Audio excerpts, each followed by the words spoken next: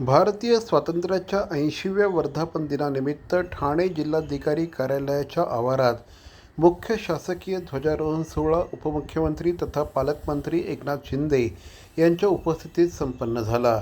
शेतकरी, युवक, महिला आणि आधुनिक तंत्रज्ञानाच्या बळावर महाराष्ट्र देशाला महासत्ता बनवेल असा विश्वास श्री शिंदे यांनी व्यक्त केला।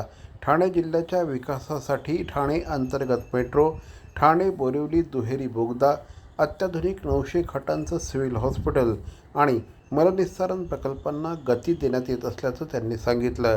नागरिकांच्या सुरक्षेसाठी 6059 AI सक्षम कॅमेरे बसवण्यात येत असून तरुणांनी स्टार्टअप, ग्रीन टेक्नॉलॉजी आणि AI क्षेत्रात योगदान द्यावं असं आवाहन देखील त्यांनी केलं। यावेळेस महावॉकेथॉन, वॉक फॉर वॉटर आणि मृदू व जलसंधारण रील स्पर्धेच्या लोगोचं अनावरण करण्यात आलं।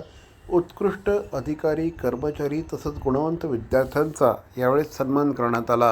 आपण सगळ्यांनी या भारत मातेची लेकरं आहोत, या काळ्या मातीची लेकरं आहोत आणि म्हणून या आपण सर्वांनीच हे आज घेतलेली शपथ आत्मसात करावी, त्याची अंमलबजावणी करावी अशा प्रकारच्या मी शुभेच्छा देतो। खऱ्या अर्थाने वॉक फॉर वॉटर हे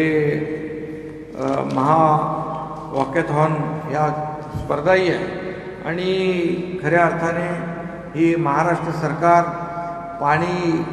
पाण्याचा एक एक थेंब वाचवण्यासाठी आणि उद्याचं भविष्य सुरक्षित करण्यासाठी अनेक योजना या ठिकाणी आपले विभाग करत आहेत आणि त्यामुळे हे अल निनोसारखे जे काही प्रसंग या ठिकाणी आपल्यासमोर उद्याचं जे काही ग्लोबल वॉर्मिंग, क्लायमेट चेंज या ज्या काही समस्या आहेत, ही संकटं जी आहेत संपूर्ण महाराष्ट्रावर नाही, देशावर नाही, जगभरातल्या लोकांवर आहे आणि त्यासाठी आपणही सज्ज राहिलं पाहिजे।